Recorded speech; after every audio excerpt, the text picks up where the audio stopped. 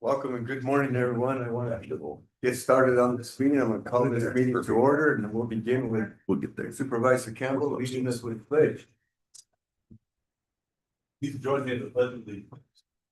I pledge allegiance to the flag of the United States of America and to the republic for which it stands, one nation, under God, indivisible, with liberty and justice for all.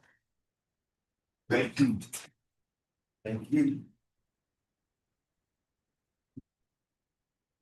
Oh.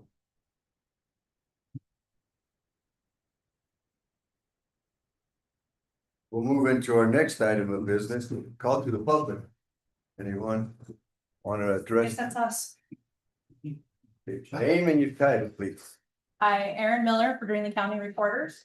I'm gonna have Dusty hand you guys out some papers. We just wanted to make you guys aware what we're doing today. Thank you, Dusty. We have some letters going out. I'm not sure if you guys were aware, but in September, we were made aware of an MBD glitch. And what happened was, there's some citizens in Arizona that the MBD couldn't say or verify that they had citizenship on file. That's not meaning that they're not citizens.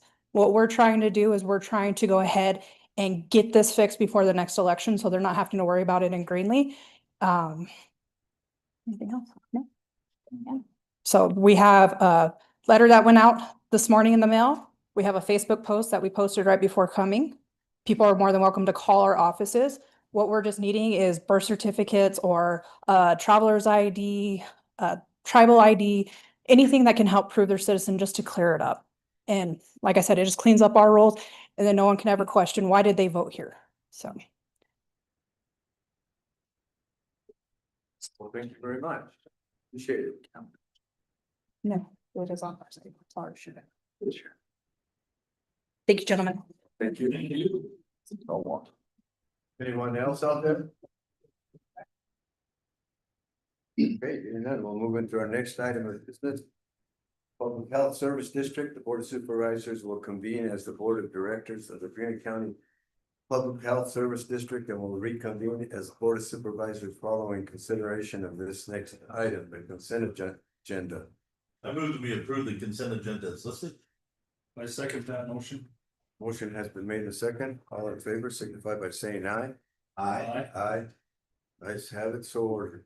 We will now reconvene as the Board of Supervisors, and we'll move into our next item of business, Flood Control District. The Board of Supervisors will convene as the Board of Directors of the Greenlee County Flood Control District, and will reconvene as the Board of Supervisors following consideration of this following item, the consent agenda. I move that we approve the consent agenda as listed. I'll second that. Motion has been made in second. All in favor signify by saying aye. Aye. Aye. Ayes have it, so ordered. We will now reconvene as the Board of Supervisors, and our next item of business is Reed Larson, County Engineer.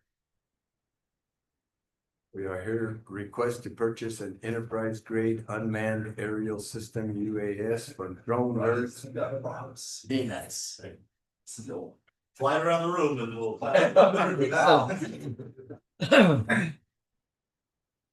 Hi, that's a little exhibit for you gentlemen. We bought that about a year after I arrived at the county, so it's about 4 years old. And we've used it for, I just wanted to run through this list really quick of some of the places that we've used it. One of the first flights actually was Cottonwood Wash Road in Graham County. We flew Cottonwood Wash Road as a favor to the Michael Bryce, the Graham County engineer. He had some grant money that they were putting rumble strip in along the sides of the road, and so we did that as a county to county favor for him.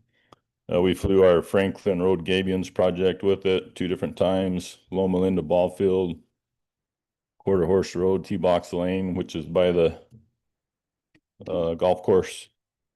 The airport drainage project, we actually just flew that. They just finished that drainage project up, and we flew that to verify the quantities and the dimensions on the berm that Spencer Construction built for us. We've flown the Greeley County Fairgrounds numerous times with it. Negro Canyon Materials Pit at least 3 times. Our new Public Works campus, the Loma Linda landfill at least 4 times. And I'm sure there's others that I'm forgetting. But that is at the end of his life. The DJI does not make that particular model anymore. They don't support it. They don't update the firmware on it. And it's getting a little temperamental in its old age, like me. So Derek and I, over the last several months, even a couple of years, occasionally we'll talk about these flights and the value that they provide to the projects that we're flying. And those discussions have culminated where we've talked about upgrading that significantly. So the request that you have in front of you, this is a UAV that comes from the same company, but just the camera on this new UAV costs 2 or 3 times more than that whole bird cost. But it flies faster, further, stronger, bigger batteries, more time in the air. The camera is infinitely better, so it takes crisper pictures from a greater distance.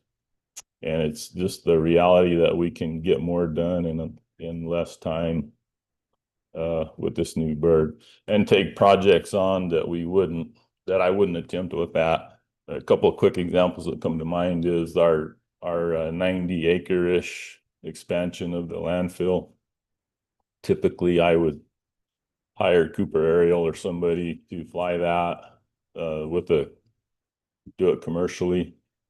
I wouldn't attempt that with that one, but if we were to acquire this asset, that would be an easy flight for it. Another one is Soapbox Canyon that we're working on right now.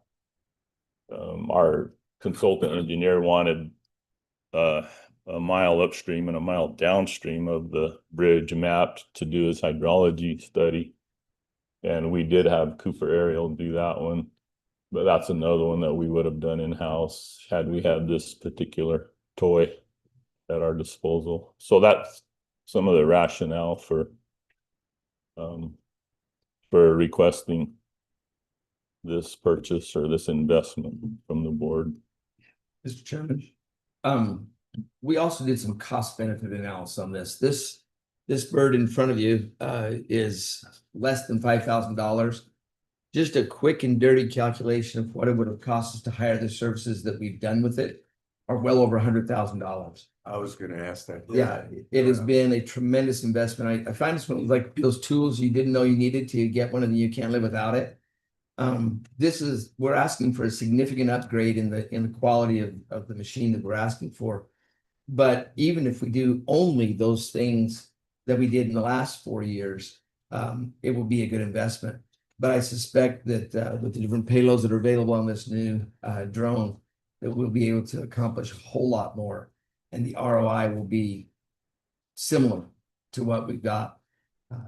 We didn't even know what we didn't have until we started getting these types of images and stuff. So, What was the price tag on Cooper Aerial? It was between 5,000 and 6,000 for Soapbox. Yeah. Soapbox. That was my question. You're looking for 5 to 7 years out of your new one? I think it'll outlast me, Supervisor Warren, Oh, here at the county. 5 to 7 years. That could be. You know, the first one's ready for a year. 2 to 3 years. if he can cut his way out of Say. It's close to 15 years. I would hope for a decade. So the other one would last longer, better pictures, everything's better. Plus, you can't do anything with that one anyway. The one we have. Well, I have a question, just, Right. no, that is the way of the future, and it's a great tool that we're able to use and not having to farm that service out, and it's a cost saving to the counties, 10 times over. Are there other departments within the county that might be able to use that one, or, you know, I know that isn't serviced anymore, it's not supported, but I mean, it's still operational, right? So. Yeah. I'm still using it. I have to sing to it sometimes to get it to do what I want it to. And, like, my most recent flight at the fairgrounds, I had enough trouble with it. And I think it was one of the few times that it rained in Duncan in years, and so I got rained out and had to come back the next day, but it still works. Yeah. And so I would plan to keep it for a backup, but it could be used certainly by other departments, other entities within the county. This one, this payload on it, this little camera is fixed to it, permanently attached. The one that we aspire to get, there's a lot of interchangeable payloads, and the one that we're getting with it is just a very, very high-end camera that takes nice, crisp, detailed photos. Well, there's all kinds of payloads you could put on that one, including a searchlight, a loudspeaker. So that one has a lot of applications in search and rescue and law enforcement. Yeah. Yeah. And looking for bears. Yeah. You can't use it for a hunt. Although I did see the sheriff's office folks, their eyes just lit up. I know, they're both nodding their head, yeah. Could you do a brief explanation as to why you chose drone nerds of the second to the lowest bid versus the Altera Sim? That's a great question. I would prefer to use Altera. They're our go-to supplier for most of our survey equipment, supplies, and consumables. Drone Nerds is about twice the size of Altera, and that's all. They're the biggest DJI reseller in the United States. So I got a quote from Altera probably when I talked to Derek, and he didn't shake his head this way. I got kind of excited and went out and got a quote from Altera. But since then, things have tightened up with the tariffs and the regulatory environment.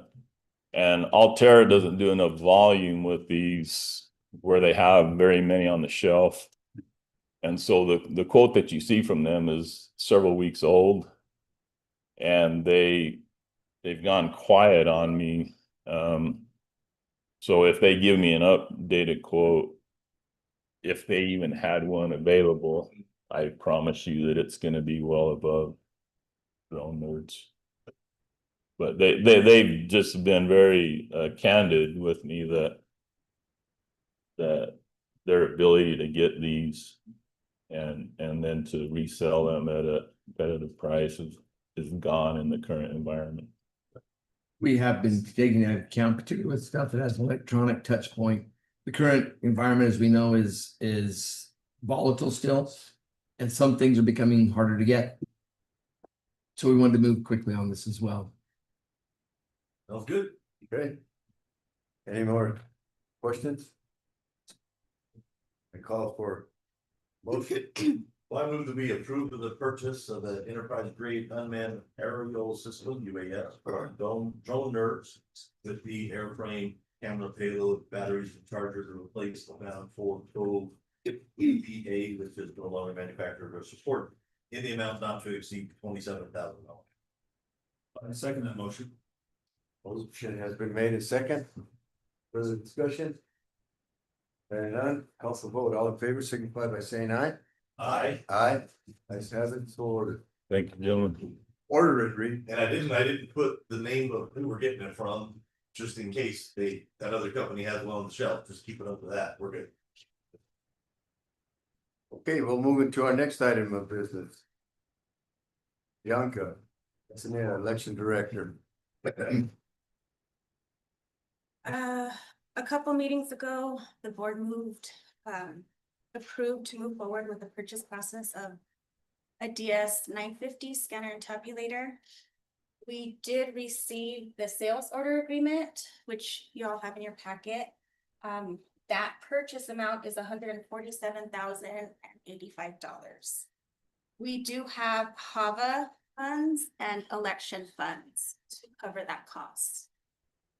So that was the next process was this agreement. Two questions. To add. Go ahead, Ron. I noticed that the box wasn't checked, that it was a budgeted expense. Is it? It is, right? Yes and no. Yeah. That's why you should just put the check ready to tweet, right? Yeah, yeah, if it was, if the form were here, I'll list it. So, Bianca has applied for HAVA, which is Help America Vote Act. It's a federal grant fund we've been using for years for various projects. She had applied for a total of about 103,000. We knew that was coming in. That was not budgeted the first of the year. But it's also special revenue that can only be used to purchase election equipment. And then we have been budgeting generously. We'll continue to do so this year on the elections front. We know there's been a lot of extra litigation. We did not have any this year. And so this election cycle was relatively tame. And so we had some leftover election funds. It's general fund money attributed to the election department. So between those two sources, we were able to pay for it. We did not a year ago say we're going to buy a 950, but we do have funds that are budgeted for this purpose. Does that answer? Yeah, no, that answers my question. And also, I mean, it's a single source situation. I mean, only get it through this one company. Yes, yes. That's my assumption. But, Yeah. Okay. Well, So so it's a sole source procurement, that's the only place you can get it from. Yes. ES&S manufactures it, sells its services and run. And again, going back to, and this goes way back to the hanging Chad days. The scrutiny around election equipment, how it works, does it work, can it be hacked? Almost demands single source. You either have a Dominion system or an ES&S system. How much there's any other ones out there? Not in Arizona anyway. yeah, That's it. well, I'm not gonna go out for cheaper, just. The goal of elections is, Paper. he said the goal is always to avoid the news, and this will help us do that. Okay.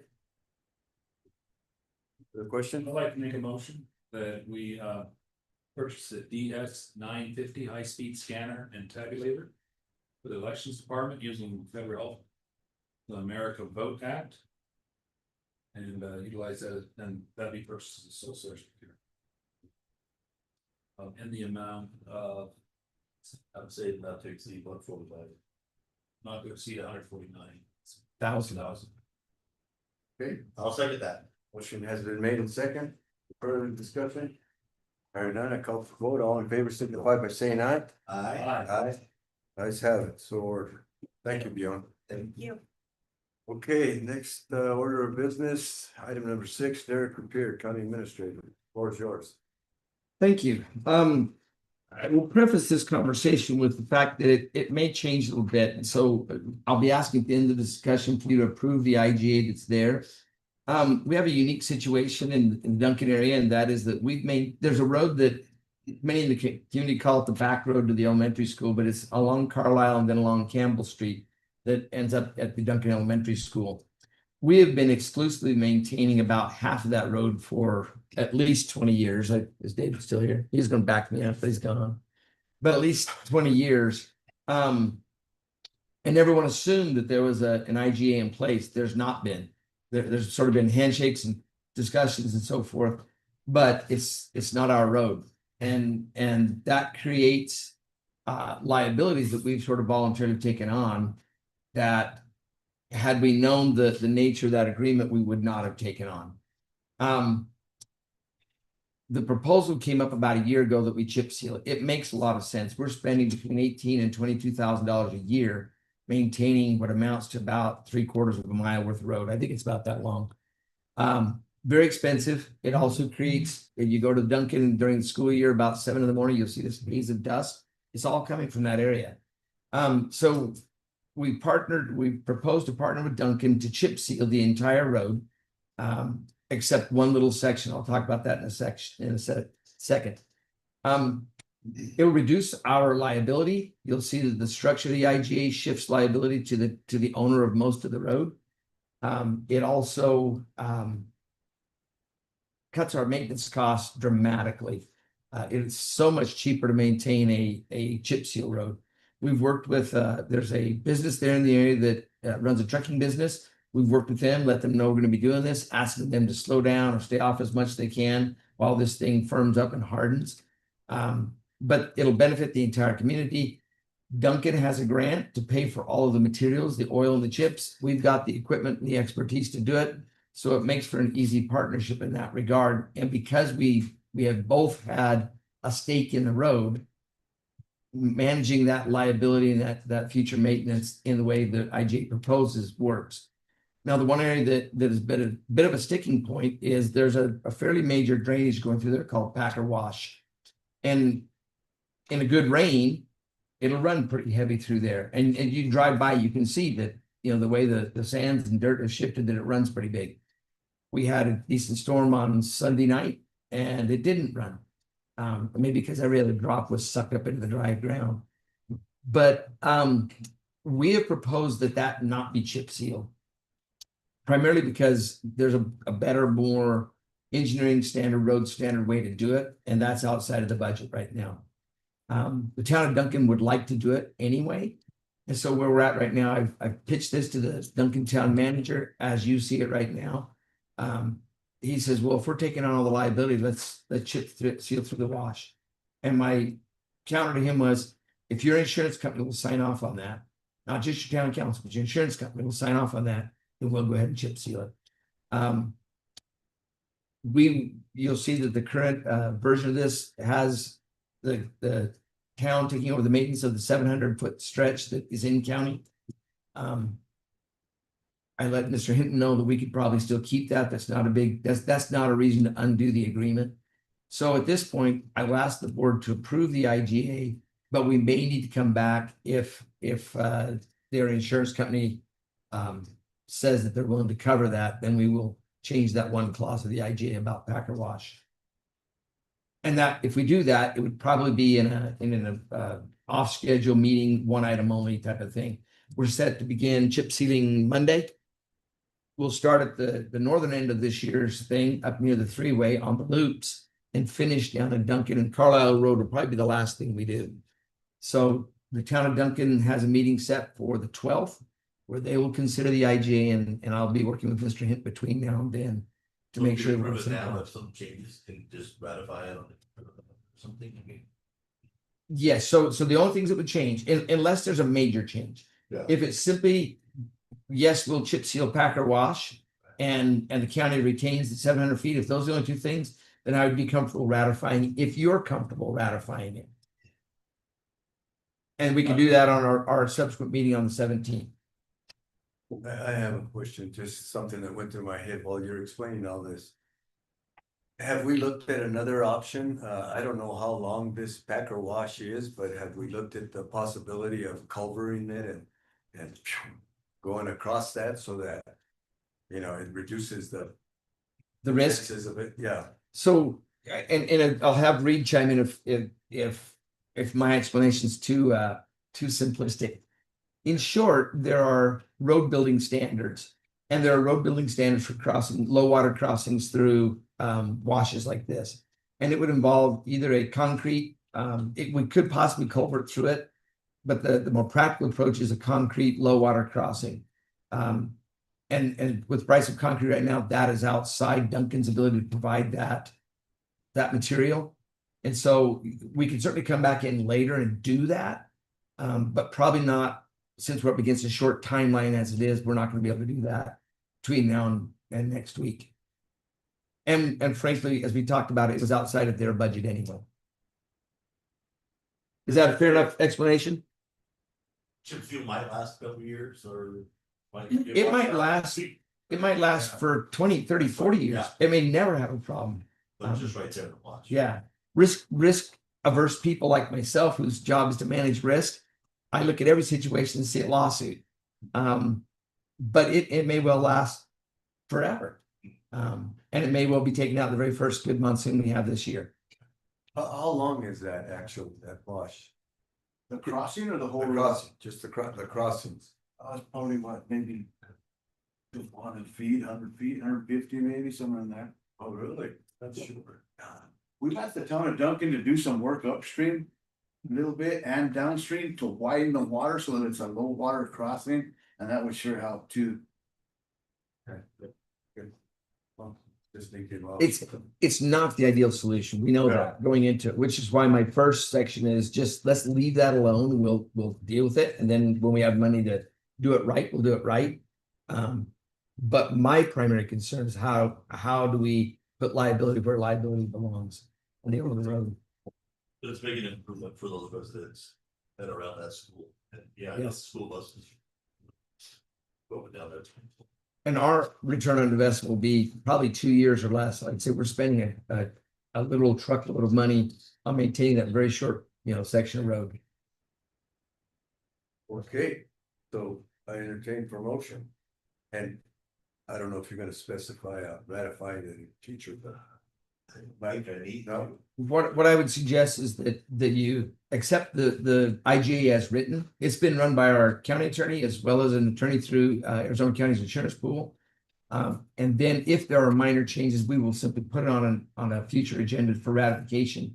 If there are major changes, I'll let you know, and we'll do it telephonic board meeting if we need to accept that. And I can't say it any better myself, so I'm gonna use my favorite term, so moved. motion has been made. I'm waiting for a second. I second that motion. Motion has been made and second. Is there any further discussion? There is none. I call for vote. All in favor signify by saying aye. Aye. Aye. Ayes have it, so ordered.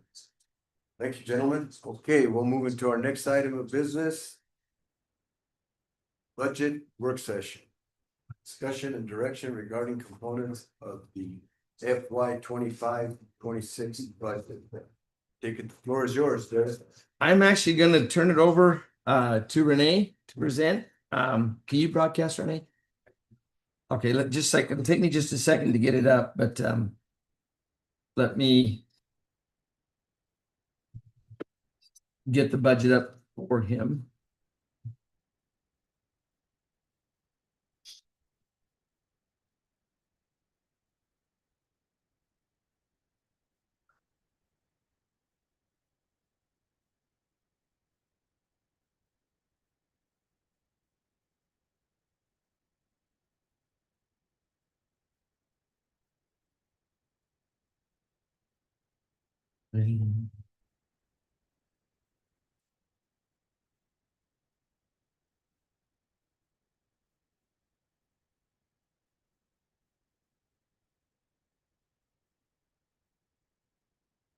Still commenting on your decor behind us on that wall.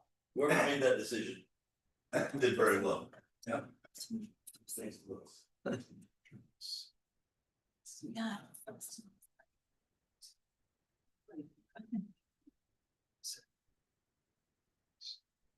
That whole.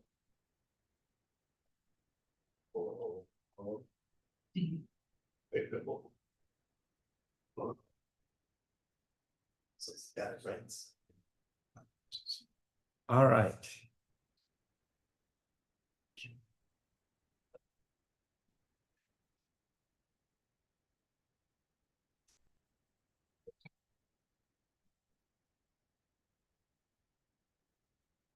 Go ahead, Renee. Under the budget instructions from the three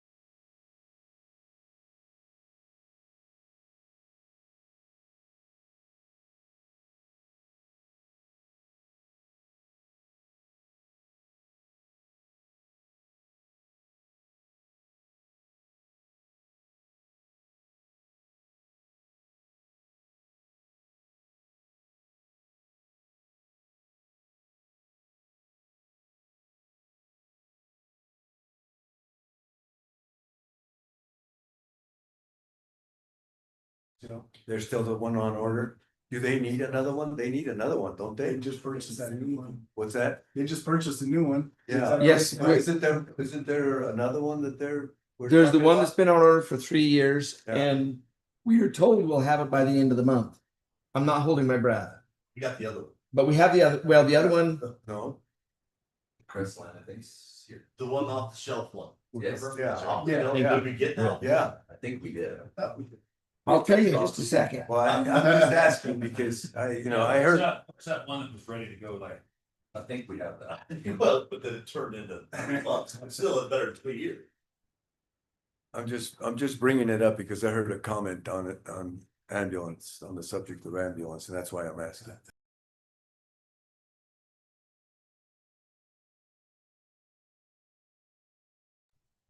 I can make them some adjustments inside the budgets for. You can test certain numbers. Good.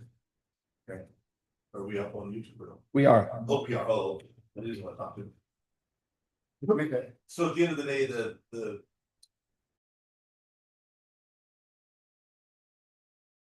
Was 0.85? 1.3793. Oh, 1.37, yeah. Primary. Okay. Great job. Everyone involved. Absolutely. Thank you. Great job. I mean, Yeah, Derek and Austin has been huge in this. Renee. You're in charge of it from now on, so. I can't do it without them, so we did. Their information is valuable. Well, they'll be there for you to ask.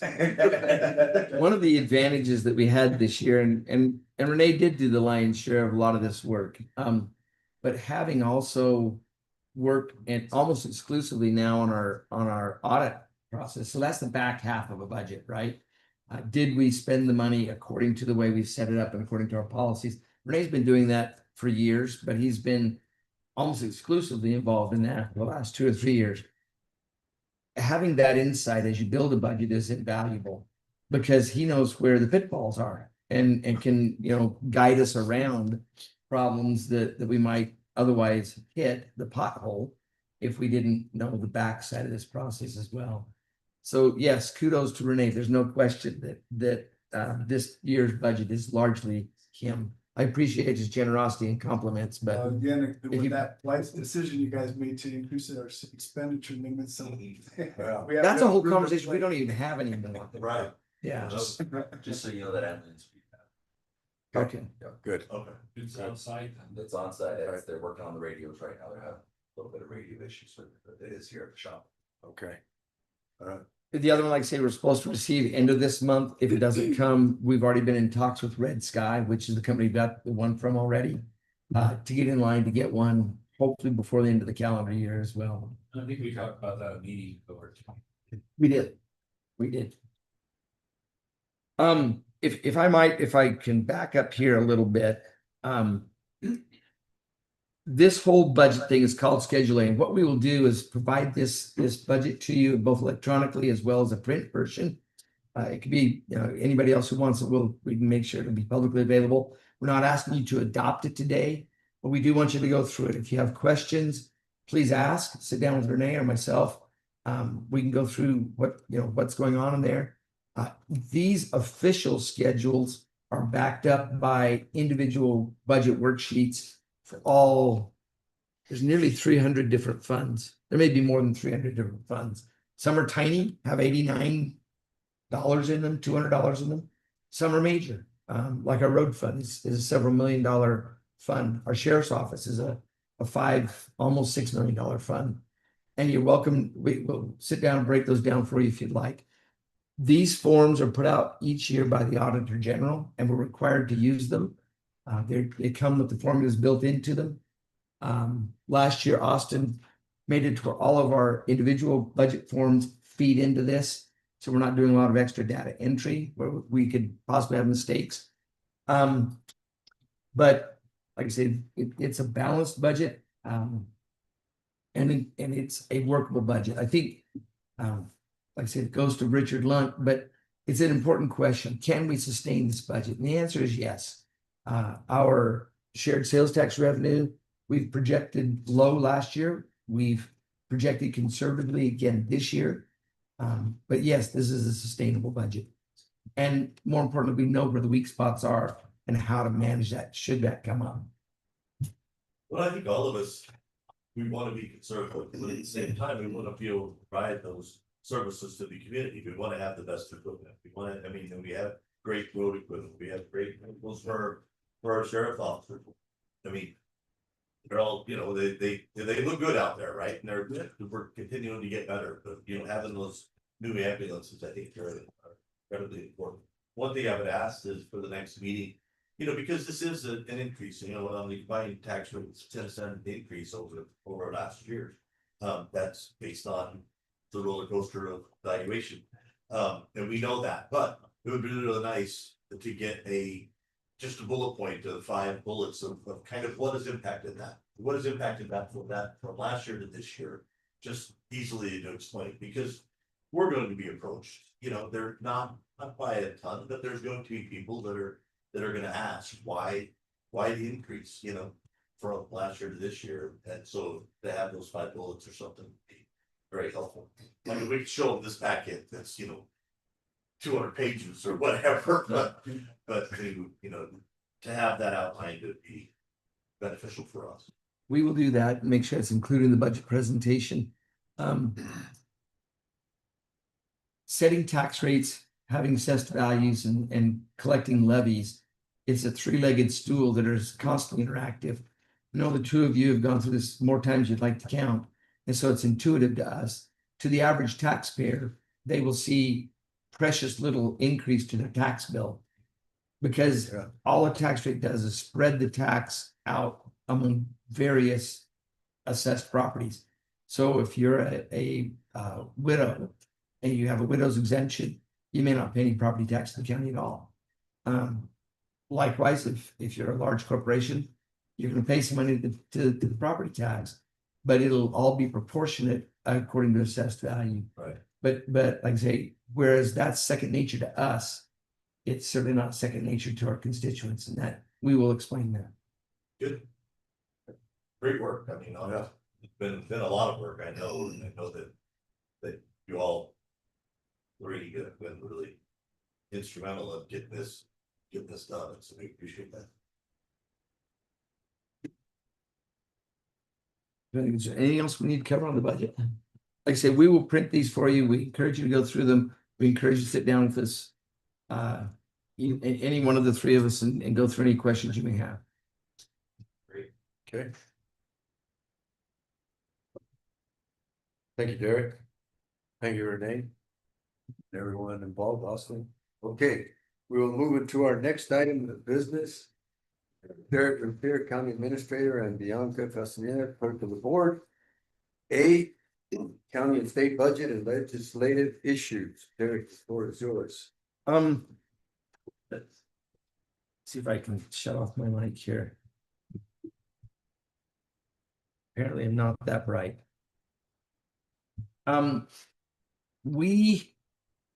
You've seen our budget. It includes everything we anticipate from the state. It's always a worry when we get down to the point where we're adopting a budget before the state has adopted a budget. What's worse this year is they're not even back in town yet. The House is supposed to reconvene on Monday. No one knows whether they'll show up just in time to be sent home again. There's a handful, literally probably less than 20 bills left to consider that are law changes. Some of those are resurrected bills. Some of those are response to things that have come up during the session. But they have not yet really started a real budget negotiation. The worry of that, of course, is that things change. One example, we always budget to pay our out-of-county tuition in full. We can do that. But we also have received a subsidy from the state to help cover that cost. It would reduce this year our overall cost to the out-of-county tuition to under $200,000. But we won't know if that's for sure going to be there until they close. You'll recall, the two of you will, about 3 years ago, literally on the last day of the session, we found out there was a retention thing that we had not heard about. We had to build it into our budget. Should something like that come, we know where we can adjust in our budget to accommodate most things, cost shifts and so forth. But there's always that worry. And at this point, the latest I've heard is that the Senate and the governor are both talking. That's partly because the president of the Senate is running for attorney general. And of course, Governor Hobbs is running for governor, and they want to get about running for office. The House has no such pressure. The Speaker of the House, or the Speaker of the House is not running for any office. And so they have not really been on the same page. So we'll see where that goes. I keep trying to probe my sources down there, what they're hearing. And the truth is nobody's hearing anything because no one's there. There's just a handful of senators and House members. With that, I just remembered there was something else I was going to cover on the budget thing, so I may ask you to go backwards. On that, however, we won't know on the budget from the state side for at least another couple of weeks. Probably about the time we're adopting our budget, they hopefully will get serious about theirs. From a policy point of view, we have weathered this legislative session. There have not been any bills that will impact us in any great way. There are always some minor tweaks here and there, but by and large, things are going to be close to the status quo. We were asked late last week, or maybe Monday, to file comments with the Maricopa County Transportation Authority. They're considering an extension of the light rail. And two of the three options would run a light rail right in front of CSA, between CSA and the state capitol. That could be problematic. And so on behalf of the county, I responded yesterday, added comments on that. Thank you. And so we got those in on time. Trying to explain that this isn't just a local neighborhood question. It really does, because it's near the state capitol, it affects the entire state. And how they manage that will be important. So we got that in on time. Other than that, there's not a lot to continue. If I might quickly share my screen again.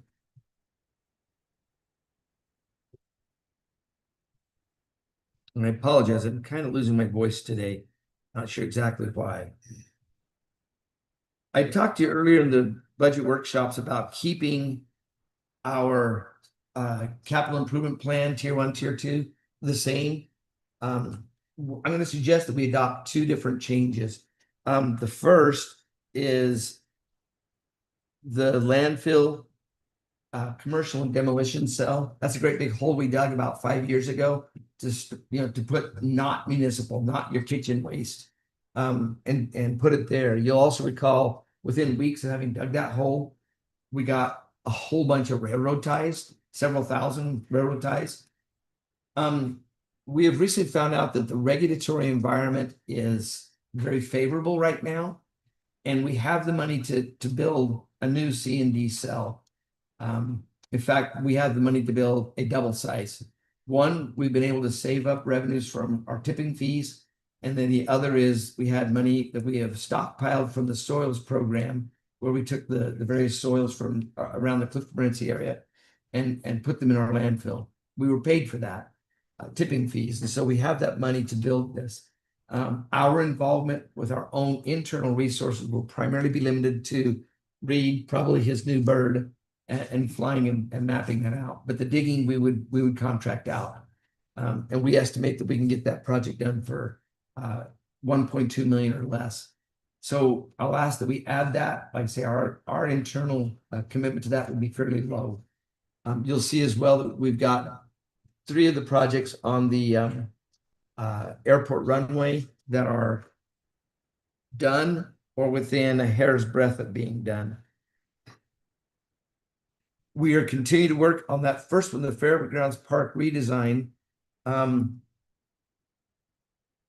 clearly have misspelled redesign. I'm surprised Supervisor Campbell hasn't caught me on it yet. My eyes are good. You spelled it right the first one. So the areas that are red are things, parts of this project that we've gotten done. Because when we list, Fairgrounds Park, it makes it sound like we haven't gotten anything done. We're actually making a lot of progress. We do, for example, have the second arena finished. It is functional. People are using it. They were out there last night. We have begun to focus the parking that we'll be doing not only around the arena, but also where the patrons to a Fairwood Park. Like I said, the ball fields have been redesigned. We've decided on a design for the 2 softball and 1 multipurpose field. The ag area is complete. The barn, the dance floor, all of that area is complete. That was part of our overall design. We are working on an arena redesign. Essentially, we're going to realign the roping chutes and make it better and safer for barrel racers as well. And we will be coming to the board at our next meeting with an approval to hire a contractor. We expect that to be done by the end of this month. Water development. We are still in the process of developing water to see if we can support the grass that we want to do there. If that water doesn't pan out, then we'll regroup and find another solution, either an artificial solution or a redesign of the fields that we proposed. But I wanted you to know that we are making progress on that. Loma Linda ball field, again, we made progress. We make good progress and then we stall. And thanks to Supervisor Gomez, we don't stall very long because he gets back on us. Our pump is now connected to the tanks, and the next stage is to get the irrigation system in, fencing up, and then get the grass planted while it's still hot in summer, so to get started and get going well. We have covered the playground, of course. We've also covered the picnic tables. It doesn't quite cover the barbecues, and so we'll work on some solutions to that. But the major infrastructure in that area has been done. Our public works engineering, you've seen a steady stream of requests to move those projects along.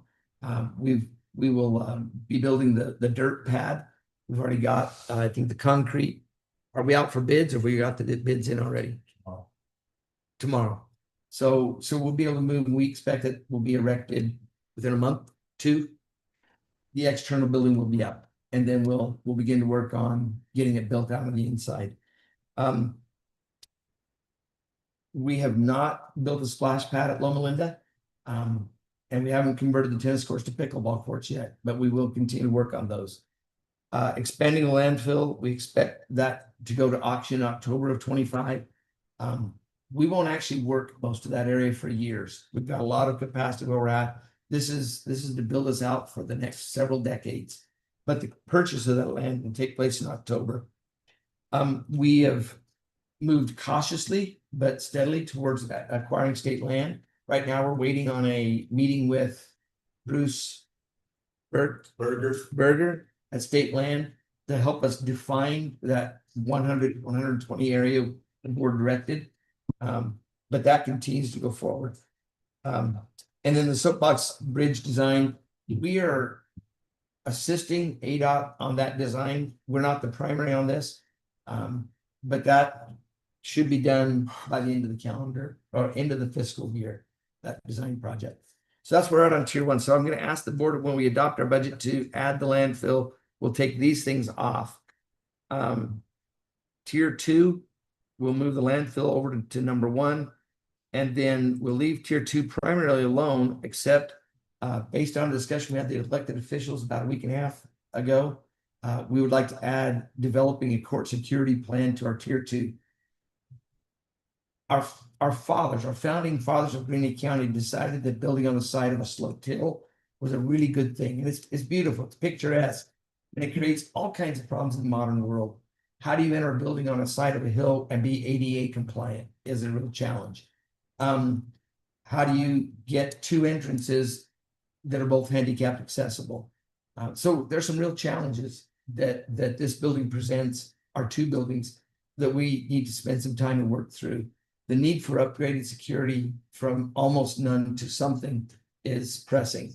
The courts are increasingly putting pressure on our Superior Court, rightfully so. There's an increasing number of confrontations. Maybe we just become an angrier society, but we need to do something. So our tier 2 will be developing that plan over the next year. Other than that, everything else will remain the same. I have a question. I mean, just Let's zoom this up so you can see it. on the building at the three-way, Yes, the public works. have you guys laid out already what's gonna be actually there? I know that Reed is probably gonna end up moving over that way. Have you had a plan, a floor plan on what you're gonna do?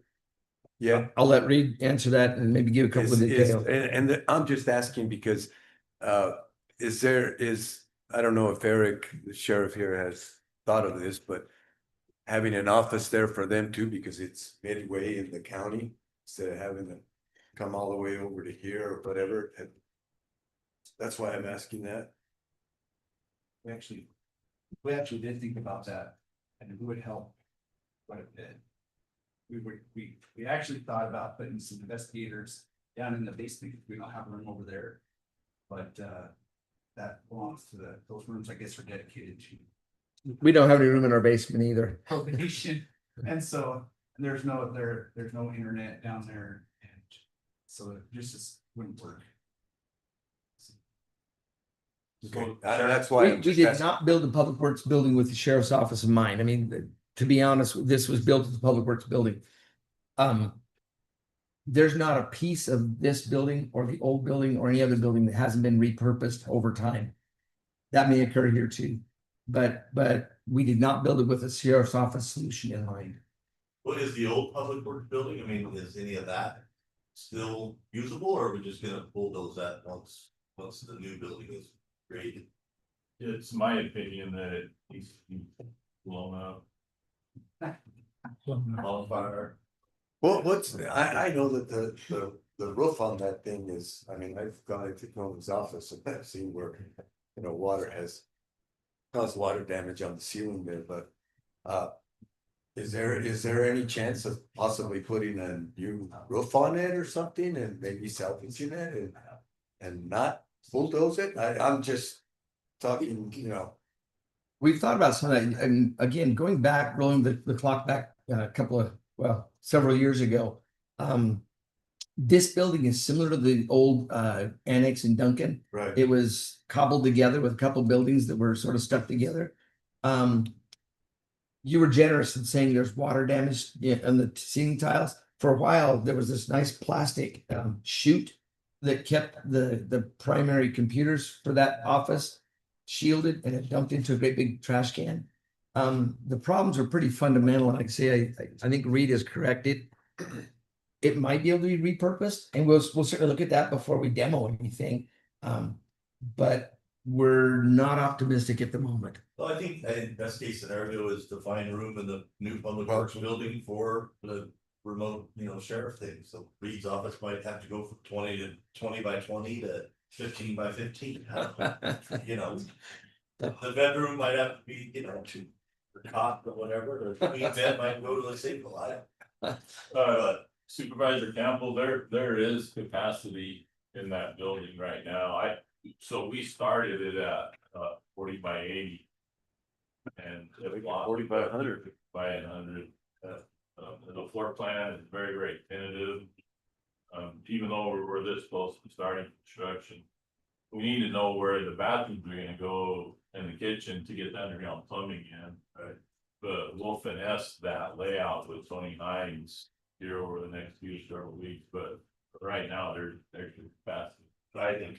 So that was fixing the issue is to figure out a spot for sheriff's office to have that satellite office to be able to do that in part of the plant. That was food for thought, so, yeah. Right. Yeah. We're certainly not saying, no, it can't be done. Yeah. We're simply saying that the design and the conception of it was a public works building. Then But those out of them. yeah, Yeah. I keep thinking that at some point they need to include a bat cave so that when I go there, no one will know I'm there and I can just work. But that's not likely to happen either. So We would just need some agreement with the sheriff's office that stay Route 78 would be a ticket free zone. He'll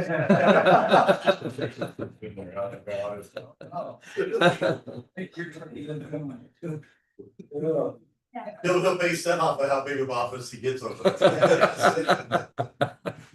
Quick question on tier one, just going back to the Loma Linda ball fields. I know that we're, talking about getting the sprinklers in, planting grass and all that kind of stuff. Do we have mowing equipment there? Or do we? No, have- that'll be purchased. That'll be purchased? We need to upgrade our ability to tend that grass. Okay. Yes, and there and at the fairgrounds. And is there any storage there, you know, like a Connex box or something that we would store, or is that lawn equipment or whatever? I'm just saying those are. Those are ideas things we that can just consider. pass through my head, that way we're not having to transport a mower or something over there, just have a little storage shed there with that lawn equipment or whatever is needed to maintain that field Certain- with rakes or a hoe or. We've been focused on the capital portion of the builds at this point. We know that once these things are built, there will be maintenance requirements, which will include in some cases personnel, in some cases equipment. We know that, and that's planned in further down. One of the things that the Loma Linda ball field has really highlighted for us is that we're still in this construction maintenance dichotomy. It's hard to get our core stuff done and build new things. Hard to build new things and not get behind on our core stuff. And that's part of the reason progress has been slower here. We also sat down at one of our recent internal working group meetings on these things and penciled out what it would cost us to do these various things completely with outsourced resources, contractors or whatever. And we've got the money to do that. So Reed and I just yesterday sat down and we're talking about Public Works building, and the priority is to get it done. Let's get this thing done and off our table. We have the capital funds to do that. And so we will shift all of us. We talked about this yesterday, all of us, David, Reed, myself, Tony, Austin, we are all farm boy approach. We can do it ourselves. And so we tend to want to do it ourselves. But then our roads suffer. David has pushed back and said, I've got chip sealing to do. I've got to get that done. Many forecasters are predicting a pretty healthy monsoon. If that's the case, David's going to have to go out and fix roads from July to September. And so we've begun to shift our focus away from our natural tendencies to do it in-house and cheap to getting it done. And so we're going to do the same thing, and we'll shift our focus there. Say, what do we need to do to hire to get this job done? Get the grass in the ground, get a shed or whatever. That we'll move to those decisions after the capital investment is done. Okay. Just something I thought about. And one last comment on that, Loma Linda Park, that building that's there.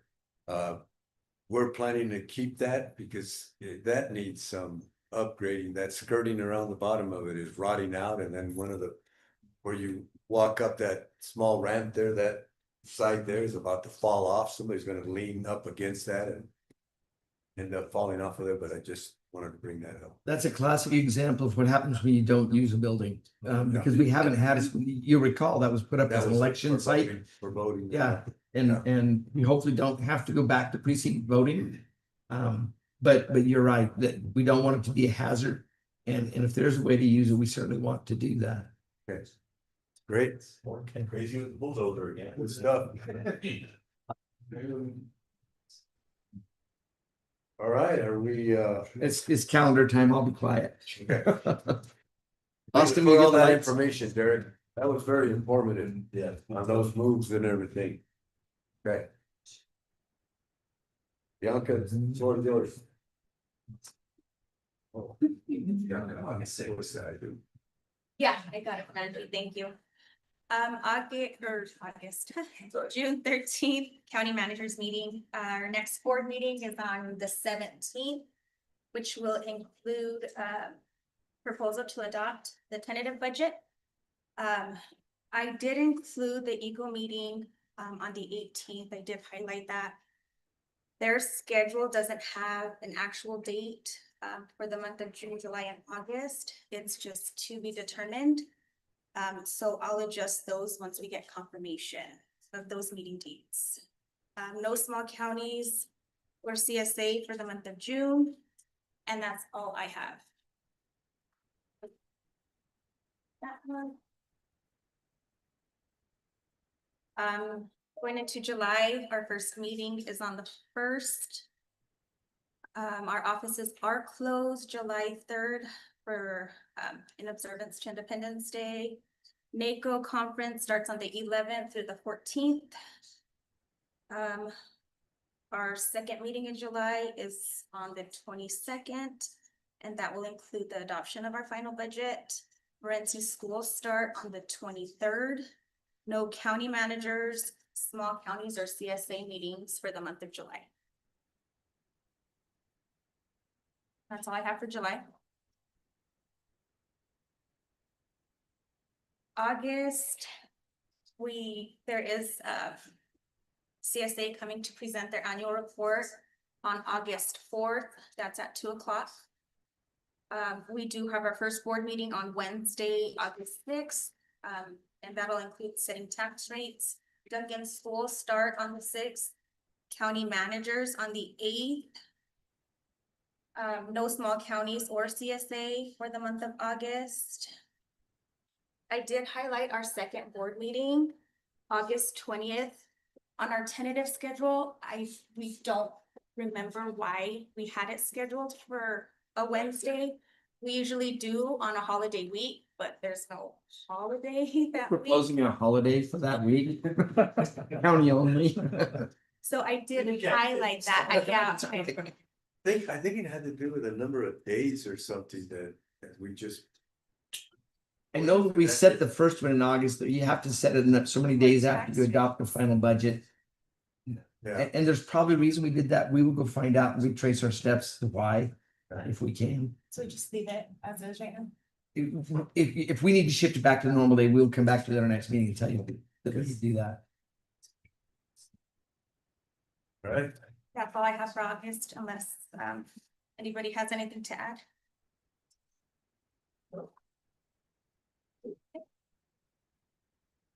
August is the rural policy forum in Graham County. Does it conflict with our dates? What's that? Does it conflict with our dates? I'm sorry? I'm sorry. Does it conflict with our board meeting dates? Yeah, remember I was talking to you, Bianca, where the meeting and then I'll be over there at noon. Sorry, okay, yes. So it's the 6th through the 8th. Yeah. But it doesn't start but- until 12. Yeah, it doesn't start On until 12, Wednesday. so we left it. I told her it was fine to leave And that it's in date. Graham County.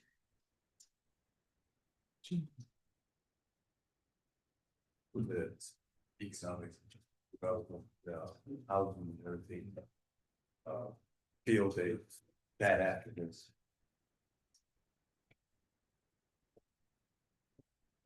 Okay, thank you, Bianca. All right, we will move into our next item of business. Consent agenda, entertain promotion. I move that we approve the consent agenda as listed. I second that motion. Motion has been made a second, all in favor signify by saying aye. Aye. Aye. Ayes have it, so. Okay, we'll move into our next item of business, supervisor reports. Anybody have anything to share? I don't think that's what it's be. I'd like to thank the county for continuing to move with the fairgrounds. And with the chip sealing, thanks very much. And been out visiting with individuals out in the areas. They feel the progress has gone very well, so. Thank you for that support. Continue to move forward. That's all I have for today, Frank. Thank you. I don't have anything to report at this time, so we'll move into our next item of business, but we'll take a 10-15 minute break. What do you guys want? 5 minutes? 5 minutes? 5 minutes, Fine. Oh, 10. They got 2 minutes, so I can take a picture of them. 10-minute break. Got some of these folks got to go back to work.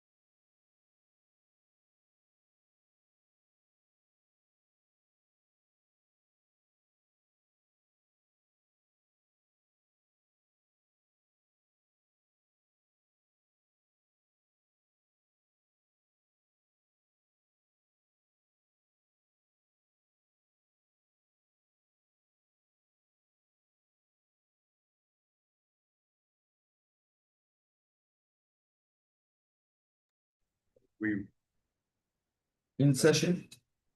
session and I Are entertain we, a are we motion. going to YouTube right now? Are we out on YouTube right now? Yeah. Okay. You're good. Okay, I entertain for motion to go into executive session. I move to be adjourned into executive session. I second that motion. Motion has been made and second. All in favor signify by saying aye. Aye. Aye. Ayes have it, so ordered. We are now in executive session and I will. Before we read the admonition, we need to turn off the YouTube feed.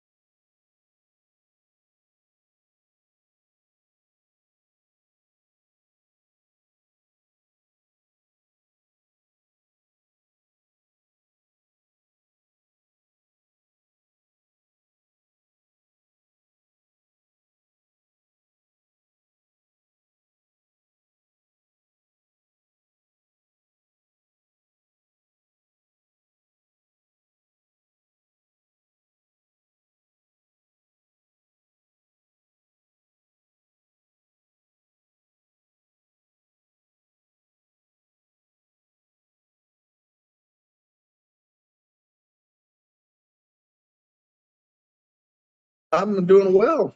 You surviving? Oh, yeah. Same old story out there? Still just trucking along. Okay. Sometimes different day. Okay, so we're not disconnected then. I'm not disconnected. I was double checking to make sure you guys were dead, but it's still feeding up. Just organic, it's not. Cause I just rolled in to make sure we were dead. We heard you in here. Good, which is good. I'm glad you're nice to see you. Definitely have a good one. So you guys are not dead.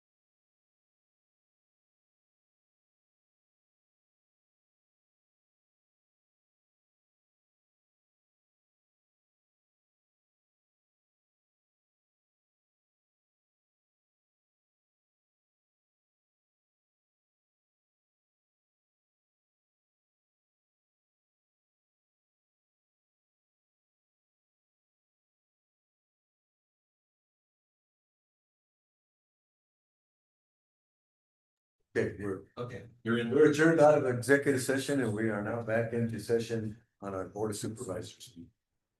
There's nothing else on the agenda, so if you wish to close the meeting, Mr. Chairman, we're done. That is the last one. Yep. And this meeting's adjourned.